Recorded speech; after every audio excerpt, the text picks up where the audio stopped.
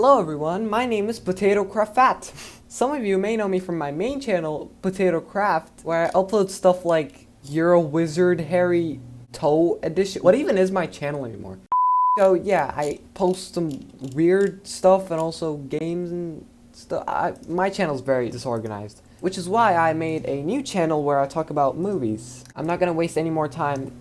Just gonna get to the video. Laika, the company that has been consistently putting out masterpieces made by hard-working people and still doesn't get all the attention it deserves. So I thought I could praise all their work by ranking and reviewing all their movies. Seriously though, this is probably my favorite animation studio ever, and it's sad that some people still don't know about it. Anyways, now before I start ranking the movies, I just want to point out that these are all my personal opinions. So try to respect my opinion and be civil in the comments.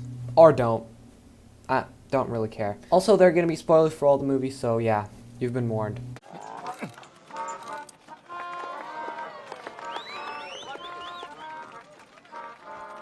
This movie feels like a fever dream. It's not bad, just weird. I mean, I like a lot of stuff that's in it, and frou-frou gives me ironic enjoyment, but like, there's a lot of stuff here that's keeping me from being higher on the list. First of all, the main villain and his sharp teeth, non-talking dog man thing guy is great. But the other two keep talking about the trope of bad guys thinking they're doing good but then realizing they're bad and then being redeemed.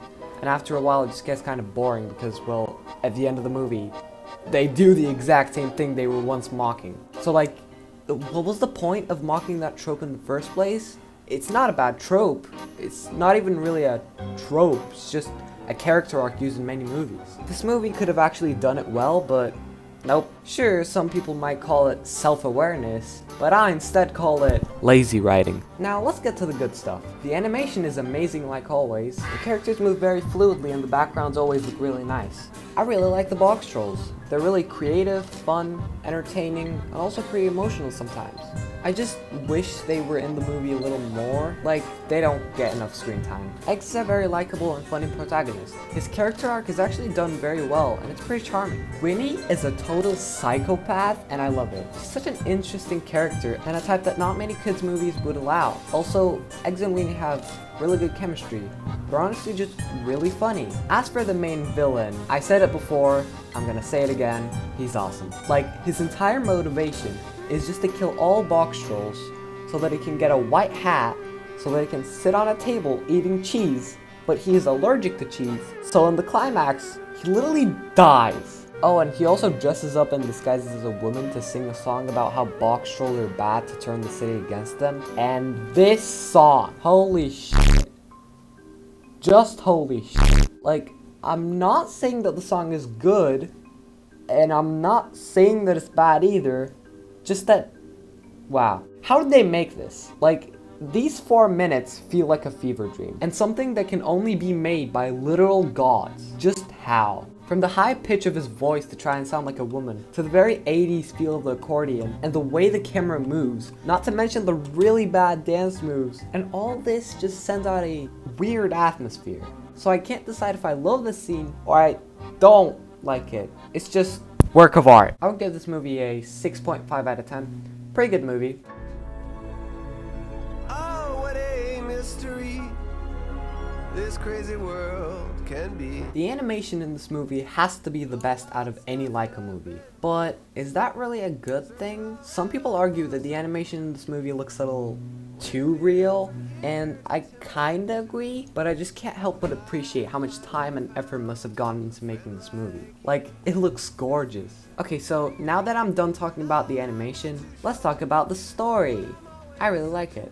I don't think it's a masterpiece, but I still think it's a very entertaining and smart script with a very Western type of dialogue. I mean, the entire movie is kind of set in the Western times, so like, that's also a plus. I don't know why, but I just really like Western movies. Well, good Western movies. Because it has that sort of vibe to it that just makes you want to grab a bottle of whiskey and break it on someone's head. I mean, what? The characters in this movie might be a little bit too simple for Laika, but they're still pretty good. I don't know how to feel about the fact that Adelina kept on shouting at Lionel Frost, telling him he's a terrible person, and that's how he learns to be a better person, but it's whatever, it's handled well. Also, this movie is very funny. Although I would prefer the more darker and mature movies of Laika, I really like the innocent and charming tone of this one. The comedic timing is great, the physical comedy is great, this movie as a whole is just great. Lord Pigot Dunspy, or whatever his name is, he's a pretty good villain. He's one of the weaker villains of Laika, but he certainly serves his role and is genuinely threatening sometimes. Also, the voice cast,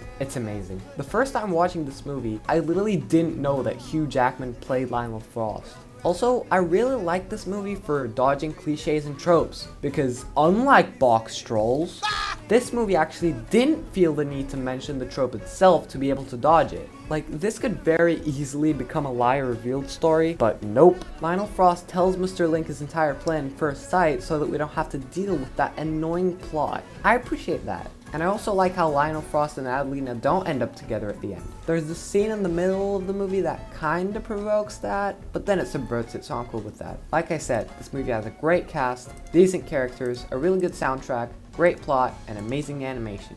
7.5 out of 10. Go watch it if you haven't already. Oh.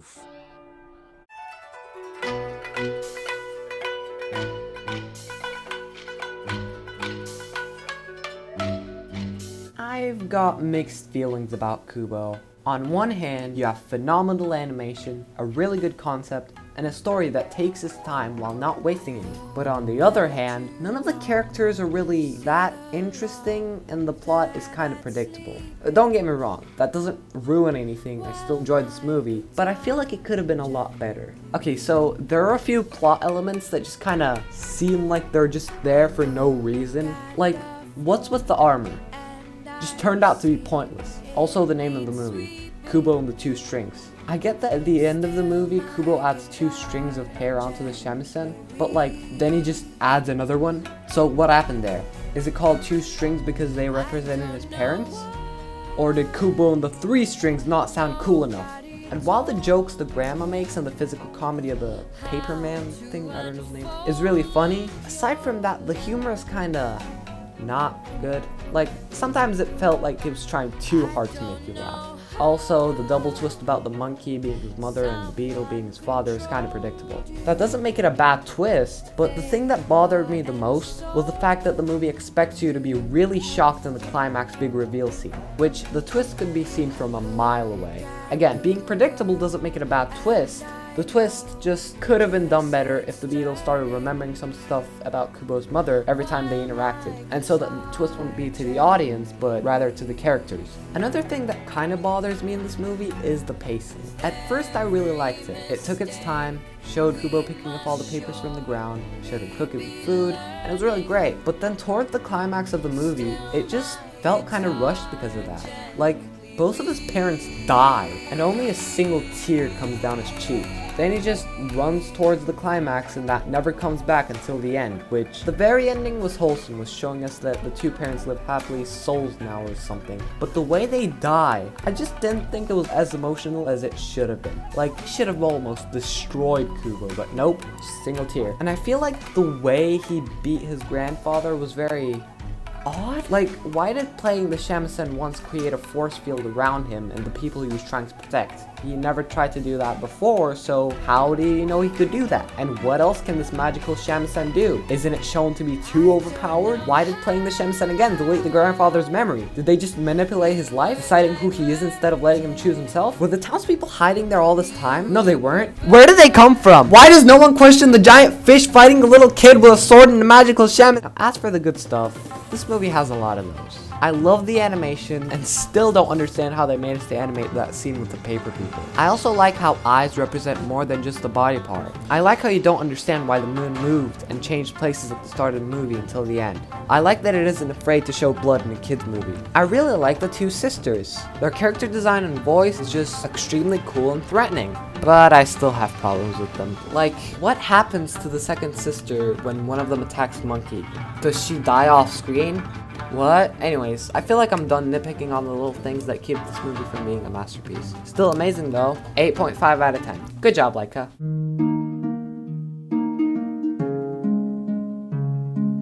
City in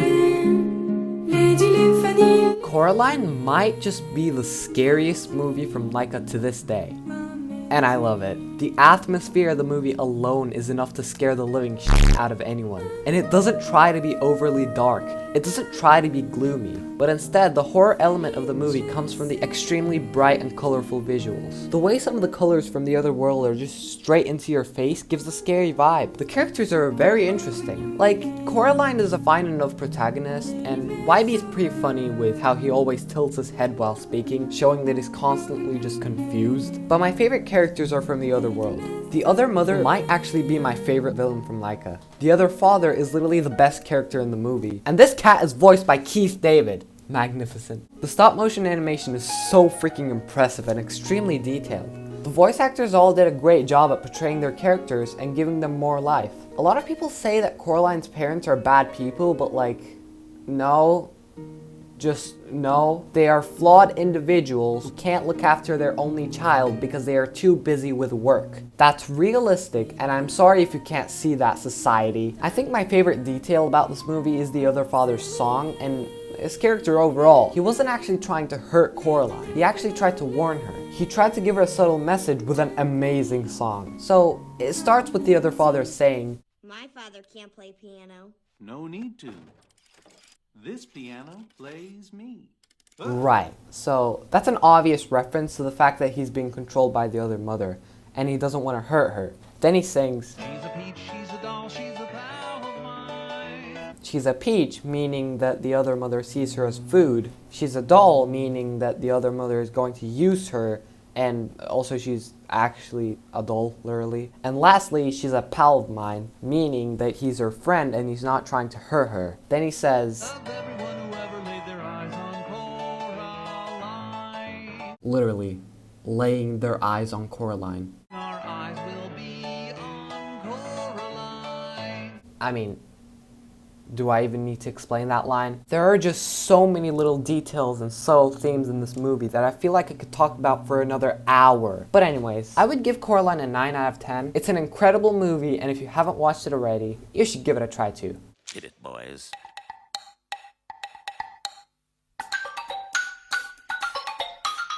Corpse Bride is so freaking great! Every single song slaps. Every character is memorable. Every scene gives me a joy like no other movie has ever done before. The visuals are stunning and the story is fantastic. Every voice actor put their heart and souls into their work here. You can really feel it. I think my favorite voice work here is from Danny Elfman, who also composed the songs for the movie. And holy shit, this Bone Jangles character is so damn funny. He literally has so much personality despite not being shown too often. And I feel like that's all thanks to the voice work by Danny Elfman. And I don't want to cut any of the other voice actors short here. Jack Sparrow, Bellatrix, Aunt Spiker from James and the Giant Peach, and literally everyone else all did great jobs. The theme about things not going according to plan keeps coming up again and again, and I found that very intriguing. Normally in movies, things go exactly how the main character wants them to at the end. But this movie flips that around, and it's so realistic, I love it. There are a lot of death puns, and normally when a movie tries to do that, I would roll my eyes into the back of my skull. But here it works. It fits with the main theme. The movie's dark, but it doesn't treat itself too seriously. I love that the human world is shown to be jarring, colorless, and lifeless, while the world of the dead is shown to be colorful, fun, and lively. Then when the dead people come up and the two worlds mesh together, some weird shit happens, and it's amazing. There's an eye in me soup. The villain might not be the best of Laika, but I still love him. He's such a manipulative jerk, and that makes for a perfect villain. He's full of personality, and the voice acting is phenomenal. So yeah, this is easily my favorite Tim Burton directed movie, and it's my second favorite Laika movie. It's an absolute masterpiece of filmmaking, so if you haven't seen it before, you're missing out on a lot. 10 out of 10. Moving on to number 1.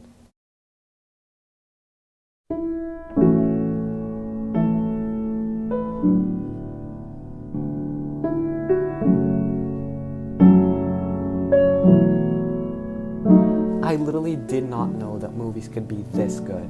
Paranorman is perhaps the darkest, most emotional, and also funniest Laika movie to this day. Grandma's in a better place now. No, she's not. She's in the living room. It's honestly a crime how underrated this movie is. I genuinely cried twice while watching it. The first time was when the grandma spoke to Norman about how she refused to go to paradise and decided to stay in the land of the living as a ghost just to look after Norman, just to make sure he's okay, just to support him and guide him and be there for him if he ever feels alone. And she says this wonderful line. There's nothing wrong with being scared, Norman, so long as you don't let it change who you are.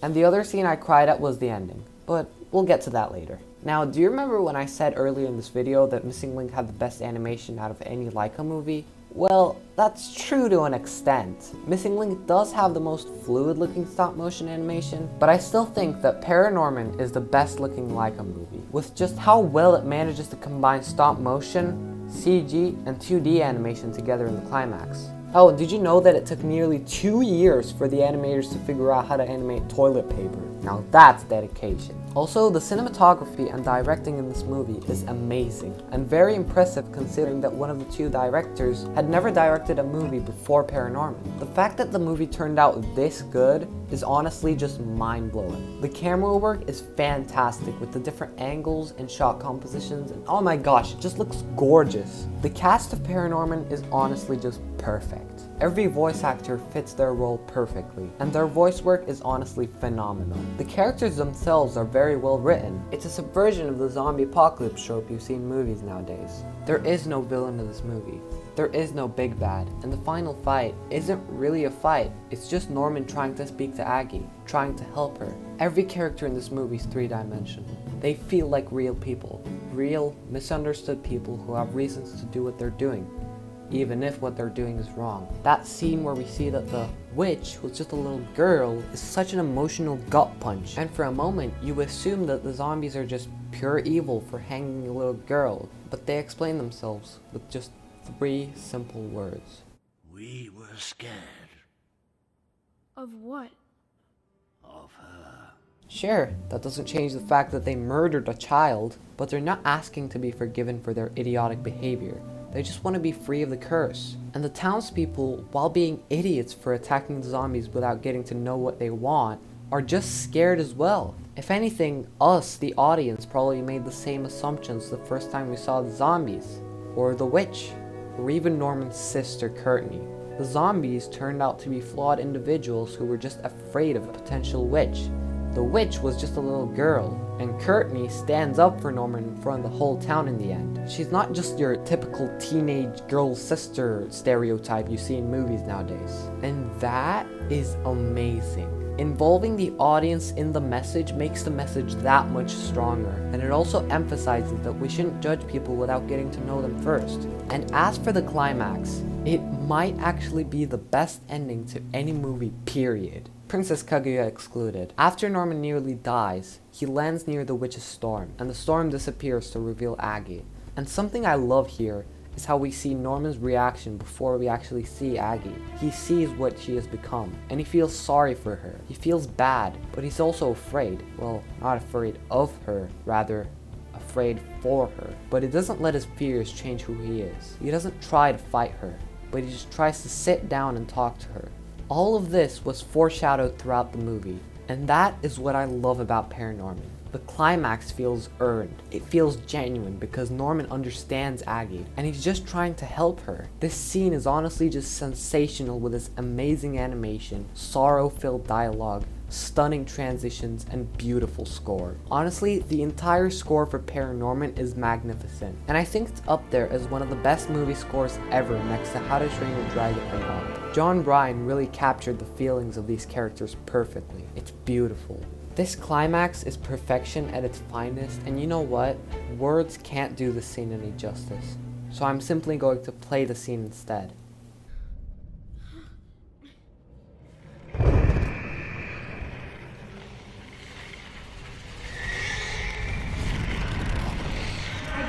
Book into dust. Now I don't have to listen to that stupid story anymore!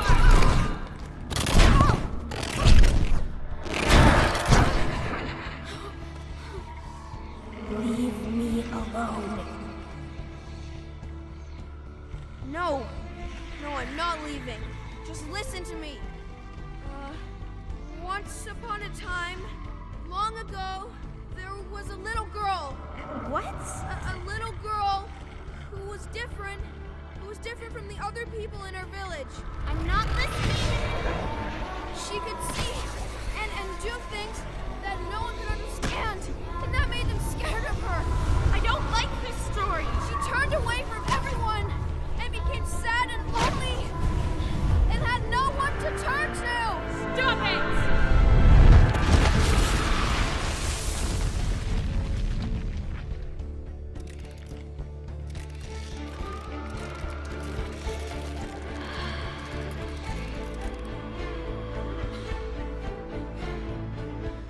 The more she turned away from people, the more scared they were of her.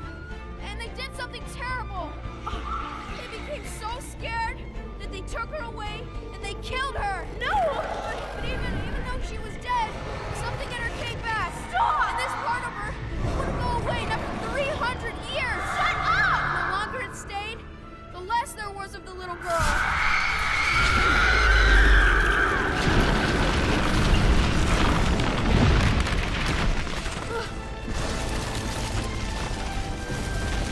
I'll make you suffer! Why? Because Because you want everyone to hurt just as much as you are. So whenever you wake up, you play this mean game, but you don't play fair. they hurt me. So you hurt them back? I wanted everyone to see how rotten they were. You're just like them, Agatha. No, I'm not. You're a bully. No, I'm not.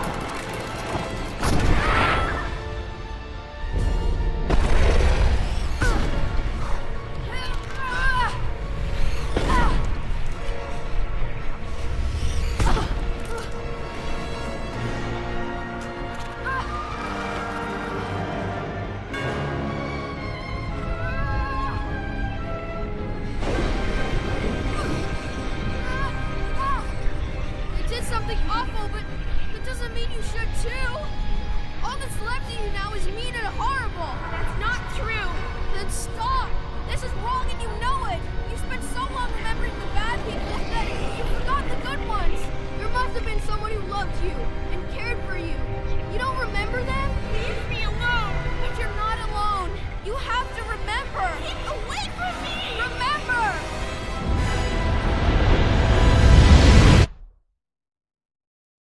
Something that really intrigued me here was the transition to white. Normally when movies do that, the music would build and build until it's extinguished by a gust of wind or something. But here, the moment everything goes white, the whole thing just cuts off into silence.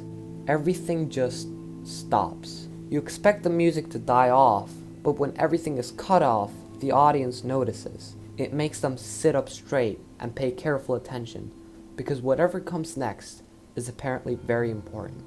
Then, you get the best scene in the entire movie. And I cried. I genuinely cried for the second time in this movie. The score doesn't try to be loud or set the mood too much. It doesn't try to make you cry, but it made me cry. Because the silence of the score was intentional. It allows the weight of the scene to sink in, thrusting the audience to absorb it, rather than being cheesy and loud telling you how you're supposed to feel. This scene is powerful because it shows a tortured soul remember who she once was, who she's become, and why. She wanted what was taken from her, to bring pain to those who inflicted the same on her and who were now in a weaker position. This was the only form of justice to her, but at the end, she decided to truly let go, to really forgive. That's hard to do when you remember the pain of what was and what is. But it can happen. It's your choice to forgive. And so we hear her final breath before turning into dust, floating away, freeing the souls of the judges and her own. Then she can be with her mother again, the one person who truly loved her. And then after the most emotional and heartbreaking scene ever, we get the funniest line in the movie. You know, you're gonna love my boyfriend. He's like a total chick flick nut.